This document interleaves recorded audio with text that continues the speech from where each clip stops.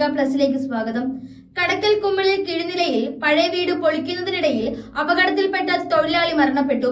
കിഴുനില സ്വദേശി 55 വയസ്സുള്ള സലീമാണ് മരണപ്പെട്ടത്. കൊല്ലം കുമ്മളിൽ കിഴുനിലയിൽ പഴയ വീട് പൊളിച്ചതിന്റെ ഇടയ്ക്ക് അകപ്പെട്ട് തൊഴിലാളി മരണപ്പെട്ടു. കിഴുനില സ്വദേശി സലീം 55 വയസ്സാണ് മരണപ്പെട്ടത്. 3:30യോടെയാണ് സംഭവം. കിഴുനില സ്വദേശി താജുദ്ദീന്റെ വീട്ടിൽ പഴയ വീട് പൊളിക്കുന്ന സമയത്താണ് സലീമിന്റെ മുകളിൽ പഴയ വീടിന്റെ ഭിത്തി ദേഹത്ത് വീഴുന്നത്. ഉടൻ തന്നെ തൊഴിലാളികൾ കടയ്ക്കൽ താലൂക്ക് ഹോസ്പിറ്റലിൽ എത്തിച്ചുവെങ്കിലും ജീവൻ രക്ഷിക്കാനായില്ല. മൃതദേഹം കടയ്ക്കൽ താലൂക്ക് ഹോസ്പിറ്റലിൽ